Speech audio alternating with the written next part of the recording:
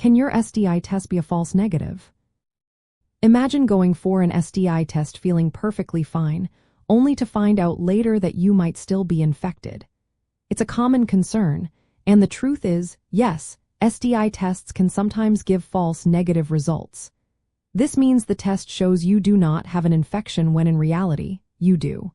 Most modern tests are very accurate, but several factors can cause a false negative. One major reason is testing too soon after exposure.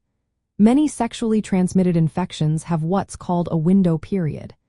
This is the time after infection when your body hasn't yet produced enough detectable antibodies or antigens for the test to find. For example, HIV tests may not detect the virus if taken within the first few weeks after exposure. Similarly, tests for infections like Chlamydia or Gonorrhea might not pick up the bacteria if done within the first week of infection.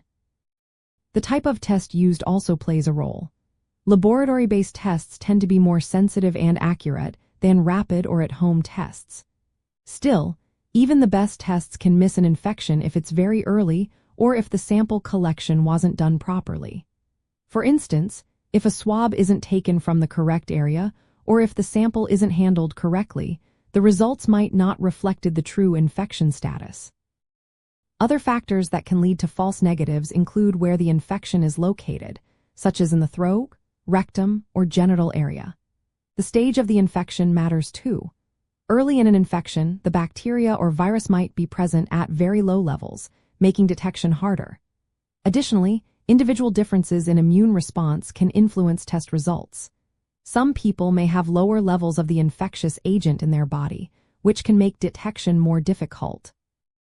The rates of false negatives vary depending on the STI and the testing method.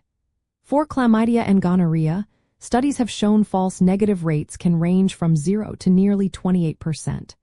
For HIV, rapid tests are generally reliable after the window period, but testing too early can increase the chance of a false negative.